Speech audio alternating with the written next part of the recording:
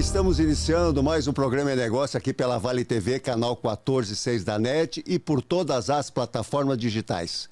O meu convidado de hoje é André Momberg, sócio da Focalize Educacional. Seja muito bem-vindo, André, para o programa de negócio desta noite. Eu que agradeço muito o convite, Jorge. É uma honra estar aqui com vocês. A gente bater esse papo aqui sobre negócios, finanças, dinheiro, o que mais tu quiser saber também. Bom, eu vou começar então por algo que tu vai me falar depois da tua atividade, que tu tá muito forte agora, até, mas tu é um administrador de empresa, com formação de administração de empresa e com especialização em marketing e finanças. Estou certo? E ainda fiz uma especialização em mercado de capitais.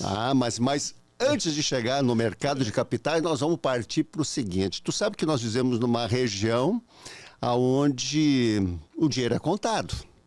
O dinheiro é contado para poder fazer as coisas. Eu queria te perguntar, tu que é um cara que tem essa especialização, qual é a importância das finanças e o marketing andar junto dentro de uma empresa?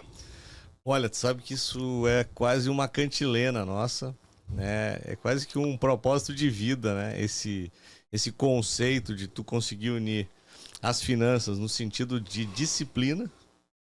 E disciplina aqui eu me refiro não só na tua finança pessoal, mas se tu tem uma empresa, tu tem que manter o mesmo conceito de disciplina também na empresa. E tem uma eterna briga, por isso que foi interessante eu ter essa formação nas duas áreas, né? Porque existe uma briga entre as duas áreas, geralmente nas empresas. Mas essa né? é a dificuldade, por isso da pergunta, como é que dá a importância exatamente, de elas andarem juntas. E é fundamental que elas andem juntos. É fundamental porque está mais do que provado que o marketing hoje não é uma área apêndice das empresas. Ela é uma área fundamental nas empresas para a construção de marca, para divulgação, para tornar as empresas conhecidas e ser um suporte para a área comercial das empresas. E a área comercial puxa o trem. Mas precisa de dinheiro. Né? E esse dinheiro tem que estar encaixado dentro do orçamento. E aqui que começa a briga. Né? Então, é fundamental que essas áreas se conversem muito e o marketing consiga provar para a área financeira de que aquilo faz sentido, que aquilo se paga especificamente. E hoje eu vou te dizer que até ficou um pouco mais fácil de fazer isso. Por quê? Porque com as plataformas digitais, ficou mais fácil de mensurar efetivamente quando uma campanha está dando um pouco mais certo que outra. Claro que a gente vai fazer uma mídia televisiva, que geralmente é um canhão, do seu ponto de vista de audiência, mas tu não consegue focar tanto no teu público. Quando a gente vai para uma plataforma digital, tu consegue desenhar especificamente o público que tu quer atingir. Então, tu consegue ter uma medida mais exata daquele dinheiro que tu está colocando ali. Então, tu tem métricas que dizem assim, ó, essa campanha está fazendo sentido colocar dinheiro, essa campanha não está fazendo sentido colocar dinheiro. Quando a gente vai para a mídia televisiva, rádio, a mídia clássica, tradicional, Claro. Essa métrica é um pouquinho mais complicada de medir. A eficiência dela. Na plataforma digital, não. Então, eu diria que hoje ficou um pouquinho mais fácil de tu sentar marketing e área financeira e, por exemplo, convencer um diretor financeiro de que aquela campanha está fazendo sentido. Lá na nossa empresa, é muito simples, né? A gente trabalha muito forte usando Google, usando Instagram. Atualmente até estamos fazendo uns testes em TikTok. A gente acha que TikTok é só dancinha, mas não é. Eles vêm vindo com dancinha, mas vai se tornar um canhão logo. É um canhão também e ele tem uma entrega até muito melhor do que o Instagram, por exemplo. E a partir do momento que a gente mede tudo que a gente está fazendo dentro dessa plataforma, eu consigo visualizar a eficiência daquelas campanhas. Aí o que eu faço? Piso no acelerador, que a gente brinca, né? A gente tem um cavalo vencedor, a gente pisa no cavalo vencedor e tira o cavalo e bota para dentro do estábulo. Então a gente fica muito nesse monitoramento e fica mais fácil de convencer o diretor financeiro a te liberar mais grana. Mas nós conversávamos a respeito disso, inclusive, antes mesmo, né, André? Porque nós temos uma coisa que, embora tudo esteja planejado, tudo bem organizado, mas tem o logaritmo, né? Algoritmo. Algoritmo. O algoritmo que às vezes te dá uma bola nas costas também, né? Te dá. E isso é uma caixinha de surpresa. Ninguém tem, eu acho que a bola de cristal para dizer vai para cá, vai para lá. Me parece Quando isso. tu acha que tu tá dominando o algoritmo, ele muda. Eles mudam direto, né? Mas daí seria mais para a distribuição orgânica. Perfeito. Que é aquela não paga, né? Por exemplo, vai botar um vídeo no YouTube, sobe dentro da plataforma, e aí, dependendo da palavra-chave que você usa, se o tema de interesse, você está falando um tema que está sendo muito comentado na semana, o algoritmo tende a te ajudar. Olha só que coisa incrível. Até a thumb é a capa do teu vídeo. Se ela não for uma thumb chamativa, nem sempre o algoritmo entrega também. Não, é uma caixinha de surpresa. É uma né? ciência atualmente de fazer. Mas vamos pensar o seguinte, aí nós estamos falando dessa coisa do marketing e da finança. Aí agora a gente vai cair um pouco para a área, ou vamos mergulhar na área, onde tu estás atuando e tu vem desde 2006 profissionalmente. Profissionalmente. Né? O que tu quer dizer que profissionalmente? Porque eu já era investidor antes. Né? Então, eu já fazia investimentos na pessoa física. E a partir do momento que eu comecei a me interessar cada vez mais pelo tema, eu resolvi me profissionalizar. Foi aí que eu fui fazer a especialização em mercado de capitais. Fiz a certificação, tem que ter uma certificação para se tornar profissional na área. E, efetivamente, em 2006 para 2007, eu montei a empresa. E aí sim comecei a atuar profissionalmente. Tu sabe que tu me falaste há pouco que finanças precisa o empresário estar tão organizado na vida pessoal como também na pessoa jurídica, na empresa, né? Mas quando o cara já não é organizado na pessoa física, pessoalmente, ele também se enrola lá, ou vice-versa, né? Normal. Isso eu diria que hoje é uma dor de boa parte das empresas no Brasil. E a gente brinca lá que é o famoso misturar os caixas, né? Uhum. Então a gente bate muito forte nisso quando chegam alguns empresários lá. Como é que funciona? Tem separado? Não, tem horas que eu pago conta pessoal na empresa, pago conta da empresa na física e faz uma misturança. E eu digo, cara, isso tem tudo para dar errado. Mas aí eu te pergunto, vamos aí partir para a área da educacional, então. Sim. O cara chega lá, se confessa para ti, eu estou querendo fazer um investimento, porque investir é uma palavra bastante interessante. Sim. Porque quando a gente ela diz... é sedutora. Ela é sedutora. Pô, eu estou investindo, diz que alguma coisa eu vou ganhar. Sim. Que nem sempre é isso, né? Mas vamos lá, o cara chegou lá e disse, olha, eu estou com vontade de investir. Não interessa o que ele tem, o quanto ele tem. Mas aí ele veio com essa conversa para ti, dizendo que eu faço assim, assado. Então, o que o André, como...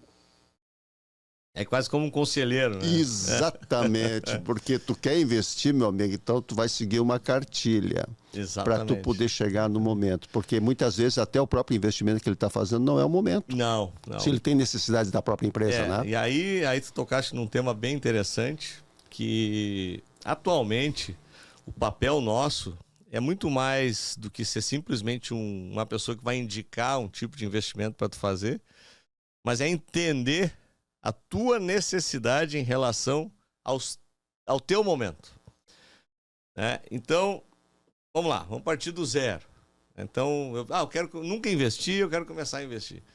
Primeira coisa que tem que ter, famosa reserva de emergência, né? Aquele dinheiro que tu tem que acessar rápido, no D0 mesmo, olha, preciso para qualquer coisa. Tem que estar ali. Antes de ter isso, nem adianta pensar em começar a fazer qualquer tipo de investimento um pouco mais sofisticado. A partir disso, olha, não, eu já tenho uma reserva de emergência, essa parte já está resolvida na minha vida. Eu quero agora partir para investimentos que vão me trazer mais rentabilidade. Aí o que a gente precisa saber? Eu preciso medir o teu apetite ao risco. Se tu é afeito ao risco ou não. Porque tem gente que chega lá no nosso escritório, por exemplo, e diz assim, eu vi que esse negócio de bolsa de valores é um negócio interessante. Tá bom para investir nisso. Tá bom para investir nisso. Mas tu conhece como funciona? Não. Sabe que tu pode ganhar muito dinheiro, mas também pode perder. Não, isso eu não sei. Então a gente tem que começar a entender como o cliente encara isso. Se para ti é natural, olha, eu não tenho problema com volatilidade. Dá para encarar o investimento em renda variável. Então, quando o cliente entende que ele pode ser afeito à volatilidade, a gente oferece investimentos com um pouco mais de risco e com possibilidade efetivamente de ganhar mais dinheiro. E também de perder. E de perder, mas aí que tá. Ele está preparado. Está preparado. Ele entende esse conceito. O mais difícil é quando o cliente ele é muitas vezes mordido pela ganância e ele vê o Bonner lá no Jornal Nacional dizendo assim: Bolsa foi o melhor investimento do ano. Deu para ganhar 30%, 40%, 50%. E aí ele chega com a visão de que ele vai ganhar esse dinheiro. Muitas vezes pode ser final de ciclo, né? E ele pode pagar a conta, né? Então, esse tipo de entendimento a gente precisa tirar do cliente. A gente precisa sentar com o cliente e entender. Eu até vou fazer agora uma pergunta já para ir aprendendo agora, porque eu não entendo nada. Primeiro porque eu já não estou nessa coisa do dinheiro, tá? Bem-vindo ao clube. Então, bem-vindo, não tenho nada. Então, não vou nem me emocionar. Mas a gente, quando conversa com esse pessoal que está querendo dar uma beliscada no negócio de posse e tal, diz ele, olha, eu vou comprar na Petrobras, que isso aí não tem errado. Vou comprar empresa de energia, distribuidor de energia, porque também não tem errado, e mais alguma coisa. Se tivesse assim, que eu não sei, mas vamos pensar de alimentação, vou comprar porque todo mundo precisa comer. Então isso é investimento certo. Não é bem assim? Olha, não dá para dizer que não é assim. Tá? Ou não é bem assim? Tem essas variáveis Não, eu diria também. assim, ó. Talvez para quem está nos assistindo, isso aí pode começar a entender um pouquinho. Intuitivamente, o que tu falou não está errado. Né? Então vamos começar só para nós traduzir, né? Petrobras, uma das maiores empresas do Brasil, trabalha no ramo de petróleo, altamente rentável, ótima pagadora de dividendos e tem um histórico de crescimento absurdo, mesmo na Lava Jato. Né? Então, é uma empresa que, via de regra, dificilmente no médio e longo prazo vai perder dinheiro. Então, como tu disse, estava certo. Daí tu falaste em alimento. Faz todo sentido do mundo. As processadoras de alimento, elas estão cada vez mais eficientes, elas estão exportando proteína animal para o mundo inteiro. Então, tu olha, praticamente todas as nossas companhias que processam alimento, que têm capital aberto na Bolsa, estão super bem. Então, é um setor que dá para investir com uma certa segurança, não é a palavra correta, mas com uma dose de possibilidade de acerto. E por fim, falasse do setor elétrico, que é um setor geralmente com contratos longos, com receitas previsíveis e recorrentes. Então, por que o setor elétrico é o maior pagador de dividendos do Brasil há muitos anos? Porque tem essa previsibilidade pela frente. Então, os contratos geralmente são de 30 anos, 40 anos. E geralmente são contratos governamentais. Então, que dificilmente vão ter default. Então, investir em companhias elétricas também tem uma certa segurança. Mas, então, intuitivamente, tu atirou e acertou. Mas isso não é... Isso é de outras tantas pessoas que falam isso, viu?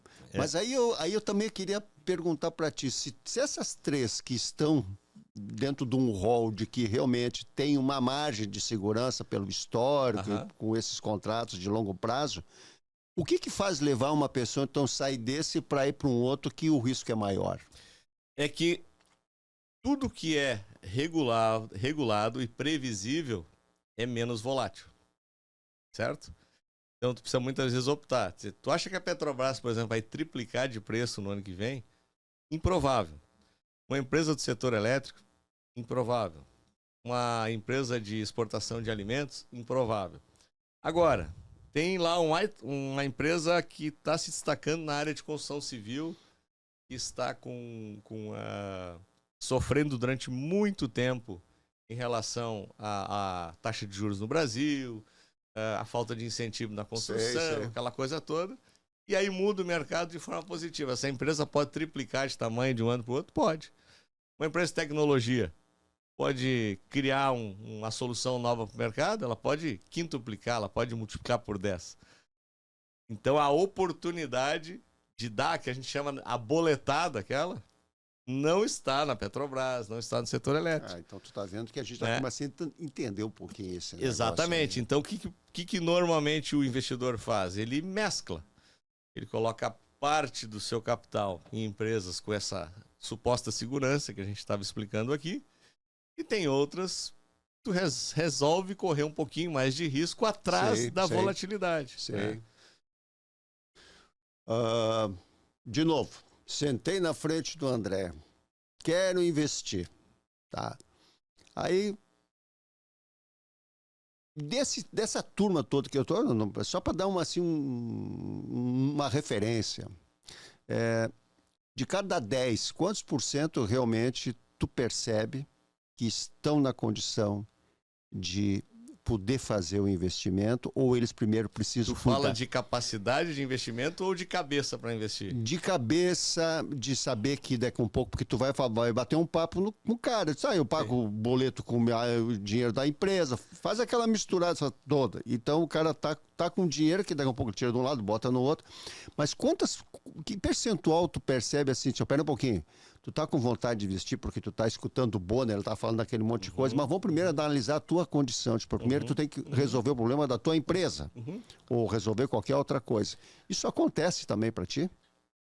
Não com tanta frequência, tá? Porque geralmente quando a pessoa chega a mim, ela já está no estágio um pouquinho mais avançado em relação a esse tipo de rotina do dia a dia, né? Ela acaba vindo já um pouco mais pronta nesse sentido.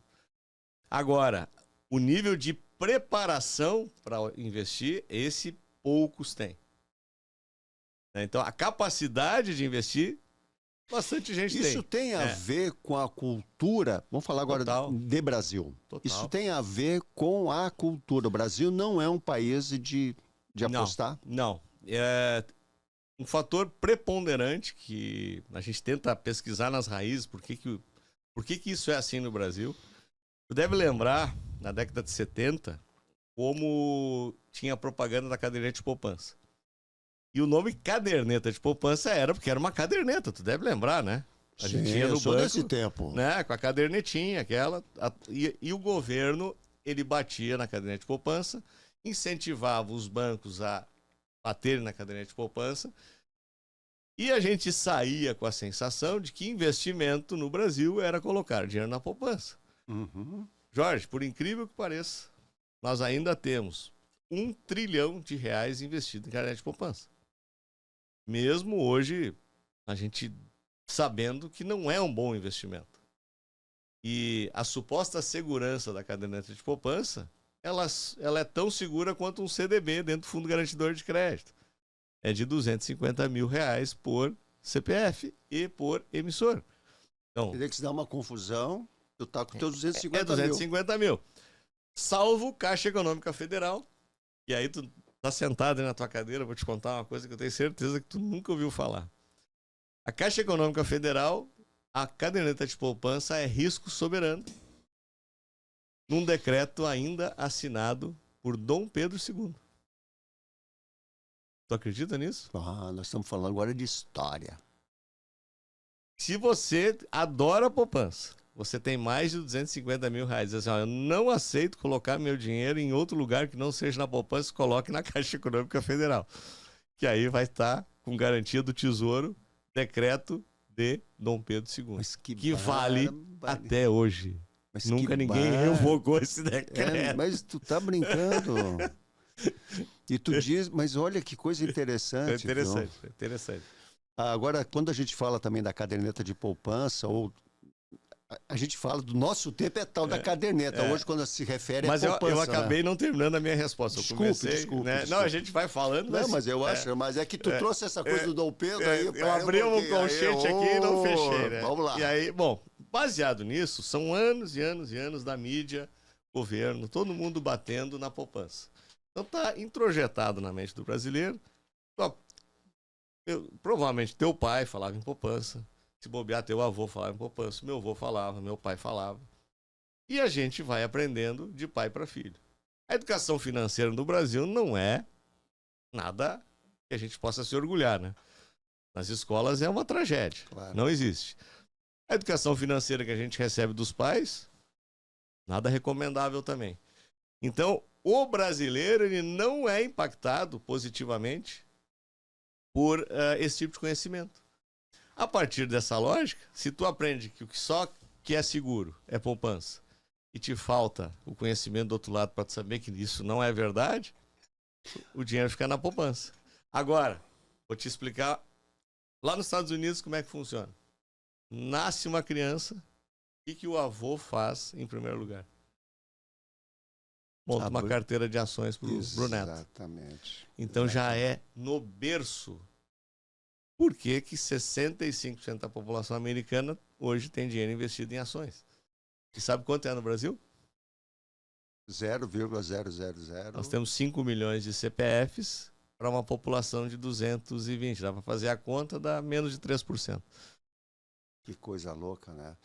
Mas tu acha que esse negócio da falta de cultura tem a ver também com essas oscilações, transformações de moeda, para cá uma coisa, para outra é outra, porque nós estamos falando dos Estados Unidos, é uma moeda... É, com certeza. Uma moeda forte. Isso é um outro elemento que, sem dúvida nenhuma, é um impeditivo, porque nós tivemos muitas trocas de moedas, convivemos muito tempo com uma inflação absurda, época de hiperinflação. Sim. E, atualmente, nós ainda temos um competidor quase que desleal em relação à renda variável, que é a taxa de juros no Brasil. Então, nós tínhamos uma Selic até ano passado de 13,75. Ou seja, você corre risco zero para ganhar 13,75. Eu estou falando que em 6 anos tu dobra teu capital sem correr risco nenhum. Por que vai correr risco em bolsa? Pois é. André, estamos indo bem nesse bate-papo? Estamos. Então tá, então eu vou te convidar para a gente voltar a falar um pouco mais sobre isso que para mim, como ele mesmo já se apresentou, é educacional. Eu estou aprendendo muito. Espero que vocês que estão nos assistindo tenham essa mesma condição. Fique conosco porque nós já voltamos. Óptica Ponto de Vista e Lentes AIS. Confeccionamos lentes personalizadas porque o nosso desejo é fazer você enxergar melhor. No calçadão de Novo Hamburgo. Venha nos visitar. Voltando para o programa e negócio dessa noite, tendo como convidado André Momberg, sócio da Focalize Educacional, e eu já estou aprendendo bastante com ele, mas eu queria te fazer uma pergunta, André. Porque manda bala, eu já estou até com medo. Mas vamos pensar o seguinte, porque é uma pergunta que fica para mim, provavelmente para muitos, porque quando a gente fala em investimento, que tu me disseste mesmo que é uma palavra sedutora, tá? A gente então se coloca numa condição de que está num patamar diferente, vamos pensar assim, porque trata um assunto diferente. E até eu tinha te comentado que a grande maioria das pessoas que estão aqui comigo são pessoas de empresas e de produção. Sim. Então nós estamos falando de capital. Mas tu, para chegar onde tu estás, que tu gramaste um tempo antes para poder fazer a tua certificação e tal, tudo antes, até chegar a esse ponto que tu está, foi sucesso? Ah, não. Isso, acho que qualquer pessoa que se aventure no ramo empresarial vai cometer uma série de erros, especialmente no início do processo, né? Eu fui executivo durante praticamente uns 15, 16 anos. Trabalhei dentro de empresas, cheguei até na última empresa que eu trabalhei na diretoria comercial. Mas eu tinha, sabe, aquela parecia que um chamado, né? Sem dúvida. Né? Pro empreendedorismo. Porque paralelamente a isso, eu já tinha tido outros negócios. Enquanto eu era funcionário das companhias, eu tinha montado empresas paralelamente. Uma videolocadora, para ter uma ideia. Né? O pessoal te ligava 3 dias antes para tu reservar aquele filme para sábado de noite. Na verdade, eu não trabalhava na videolocadora, porque eu tinha minha atividade nas empresas, mas eu tinha funcionários. Mas tu sabia como é que era o métier, né? Sabia, né? Sábados, por exemplo, eu ficava dentro da locadora. Conhecia praticamente todos os títulos dos filmes. E aí teve uma ocasião que eu e um sócio, nós estávamos querendo, por exemplo, preparar a nossa saída da empresa E aí a gente pensou, quem é que tá melhor posicionado? Eu ou tu? No caso, eu estava melhor, e disse assim, tá, então tu vai te arriscar, aí a gente vai dar conta de ti, quando tiver dando conta de ti, eu entro. Tu né? tinha, a relação disso era que tu tinha mais dinheiro para emergência? Eu tinha mais dinheiro para emergência, né? Ok. E eu tava melhor posicionado também dentro da empresa, Da né? empresa. E aí, na época, ele começou, só que a gente não conseguiu nunca passar da parte dele. Então, paralelamente ao tempo que eu fui trabalhando nessas companhias, eu também fiz tentativas. Mas chegou uma hora que eu disse, olha, eu tô só fazendo essas tentativas paralelas, eu nunca vou saber se isso efetivamente vai dar certo ou não, né? E aí eu resolvi me arriscar no negócio. Deu errado. Lá no primeiro negócio que eu fiz, já 1 ano e meio eu tive que abortar. Aí eu fui pro ramo de consultoria. Eu fiquei Sim. 3 anos trabalhando como consultor. E aí, de novo, surgiu uma nova oportunidade para empreender na área de desenvolvimento, na parte de calçados, confecções, tudo mais. Porque eu tinha muito conhecimento junto à indústria, mas eu tinha muita relação com o comércio também. E eu montei uma empresa que fazia uma ponte entre as duas. Né? Tá bem. A empresa até, vou te dizer que ela deu relativamente certo, ela funcionava operacionalmente, ela era rentável, só que eu cometi um erro fatal. Isso eu acho que serve de educação para todo mundo que está querendo empreender. Contratos. Eu nunca me preocupei em sentar e deixar tudo combinado como é que deveria ser. Especialmente com os meus fornecedores, que eram os meus principais parceiros. Enquanto estava dando uma quantidade de dinheiro que o caixa dessas empresas podia bancar, estava tudo dando certo. Quando começou o negócio a crescer e eu ia começar a ganhar dinheiro de verdade, eles passaram a não honrar os compromissos comigo. E eu não tinha contrato assinado com ninguém. Sabe aquele negócio que a gente vai... junta aqui, junta ali, nós vamos fazendo, nós vamos... Não, e tudo que queria se fazer, se fazia, né? Se fazia, né? E a falta de contrato foi fatal para mim. Ali aquela lição foi, assim, fundamental. Tanto que hoje, qualquer negócio que eu me meto, a gente primeiro senta. Tá, como é que é a combinação? Beleza? Vamos escrever? Vamos. Estamos de acordo? Então. Aí vai. Isso é um negócio para ficar guardado na gaveta. De preferência, nunca se usar. Caso alguma coisa não ficou claro, puxa ele e diz algo assim. Nunca se usar. Mas é interessante, eu te fiz essa pergunta porque vocês podem ver comigo, e aí o André está falando, como todo empreendedor, tem os acertos, tem os erros, mas no final das contas, vocês percebem que ele está bem, está feliz, está sorridente, quer dizer que com as amarguras eles aprendeu bastante e hoje está aqui bem feliz. Eu já ajudo os outros a guardar o seu dinheiro também. Pois olha, eu tinha que te perguntar isso, porque como é que esse cara entende de como ajudar o outro cara se ele também nunca passou trabalho na vida? Não, tu passaste então. E passou, e aí eu acho que isso aí é uma escola, né? Com certeza. Muitas vezes aquilo que tu teve que sofrer, ou que tu sofreste, ou que passaste, de repente na tua atividade, tu consegue pular caminho, né? E aí eu vou te contar outra coisa, Jorge, que é bem interessante dentro dessa jornada de aprendizado. A minha entrada no mercado de investimentos se deu da pior forma possível, no sentido que tu vai entender. Eu entrei ganhando dinheiro. Bom, e a mosquinha pegou mais forte. Exatamente. E aí, só que eu ganhei dinheiro sem entender direito por que eu tinha ganho aquele dinheiro. E aí, tem um negócio que eu chamo de pensamento mágico. A tua mente começa a multiplicar aqueles pequenos números ad infinito. É que nem tu botar numa planilha Excel e arrastar, assim. Ficou milionário na planilha, né? E aí eu cometi uma série de erros totalmente ligados à imprudência, à falta de maturidade em relação àquele perfil de investimento, e perdi muito dinheiro nisso também. Então tu tá ratificando daquilo. Se ganha fácil, se perde fácil. Perde também. fácil. E eu vou te dizer assim, essa mosca que pica a gente, ela é mortal pro para quem tá querendo começar a investir em risco, tá? Começar a investir em renda variável, tudo mais. E o pensamento mágico, ele vem, não adianta. Ele vem. Isso é 100% certo. Se tu hoje compra uma ação, essa ação sobe, tu olha assim, caramba, eu botei 10 mil reais numa ação, ela subiu 10%.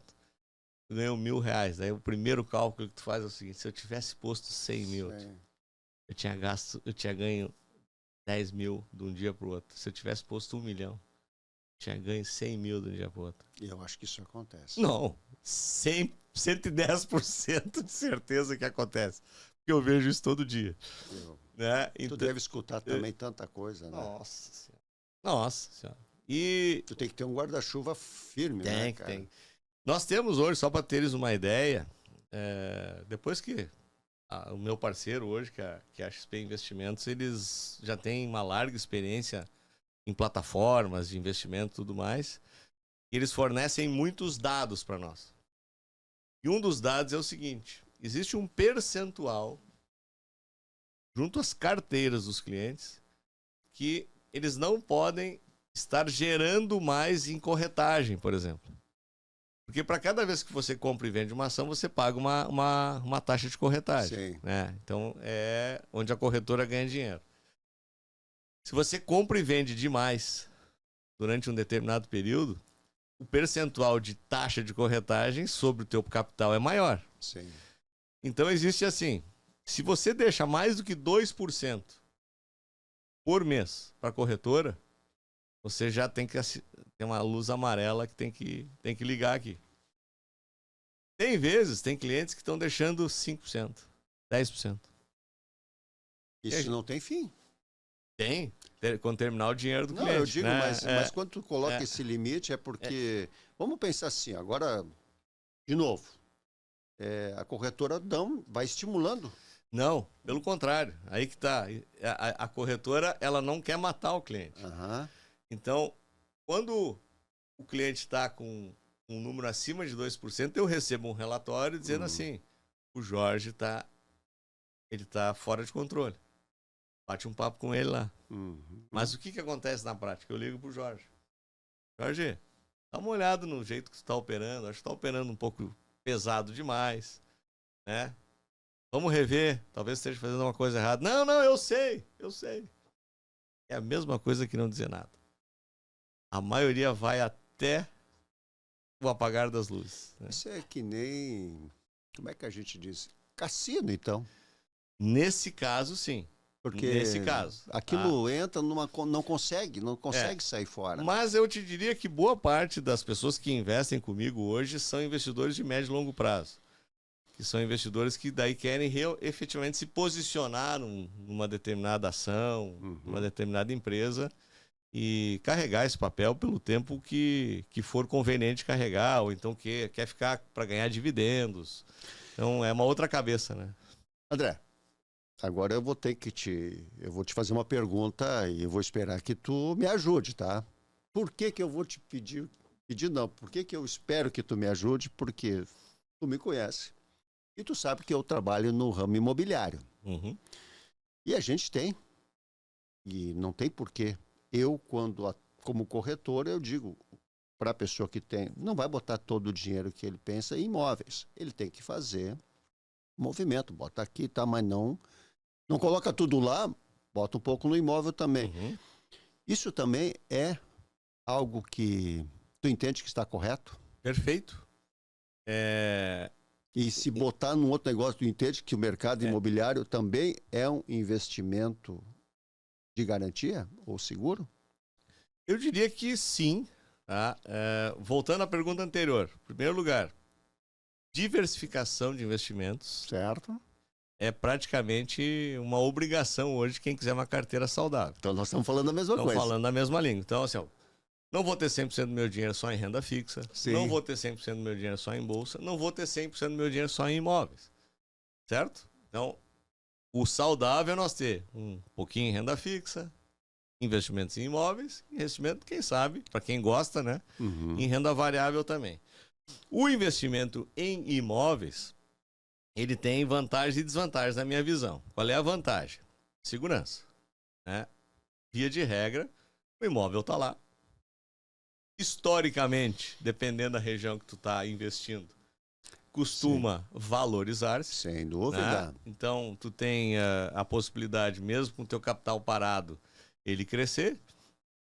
E a desvantagem que eu vejo é a liquidez. Liquidez. Né? Então, muitas vezes, se você precisa desse recurso de forma muito rápida, dificilmente você vai conseguir sair pelo valor que vale de verdade. Não acontece. Isso eu vou concordar contigo, por isso que é importante ter recursos colocados em várias pontas, porque se numa necessidade aí fechou, ele tem. Né? Exato, aí fechou aquilo que a gente falou. Meu caro André, tu sabe que eu estava um pouco numa expectativa, porque como eu já tinha te dito, eu só falo com gente que trabalha dentro de produção, então vamos falar de dinheiro, vamos falar de capital, mas eu acredito que para esse nosso primeiro encontro foi muito legal. Foi uma satisfação poder falar contigo. Mas já acabou?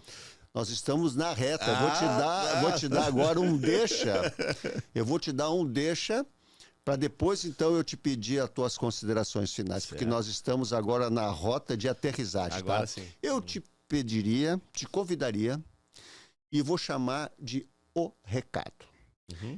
Para aquela câmera ali, tu dá um recado em 30 segundos. Vamos lá. Bom, investimento é algo que vai te trazer, para mim, o principal que talvez as pessoas deveriam buscar na vida. Se chama liberdade. A partir do momento que você tem capacidade de investir, seja lá no que for, e esse investimento te gerar renda passiva, por exemplo, em imóveis através de aluguéis, em ações através de dividendos, renda fixa através de juros, provavelmente você vai estar construindo o caminho da sua liberdade. Então, sempre que possível, preocupe-se em montar uma carteira de investimentos. Meu caro André, eu quero muito te agradecer pela tua participação, ter deixado as tuas atividades, tu de repente quando tu vai voltar, porque nós estamos agora falando à noite, quando tu voltares para casa, vai ver que esse mundo gira e é tão dinâmico e tu estar aqui comigo foi um prazer, está sendo um prazer muito grande. Então, novamente, uma honra recíproca, né? E muito obrigado pelo convite. Eu te peço as tuas considerações finais, por favor. Olha, muito obrigado, Jorge, foi uma oportunidade bem legal de nós bater esse papo. Nós estávamos completamente sem pauta aqui, né? Vamos lá, joga e a coisa vai fluindo. Quando a gente viu, já passou o tempo. E eu diria que se nós tivéssemos 1 hora, nós ainda ia ter assunto para tá debatendo aqui. É o gostinho que quero mais. É o gostinho que quero mais. Então, reforço a tese de que investimento é algo que precisa estar na vida das pessoas, precisa estar no mental delas. E pode ter certeza que quem tem investimento tem mais liberdade. Maravilha.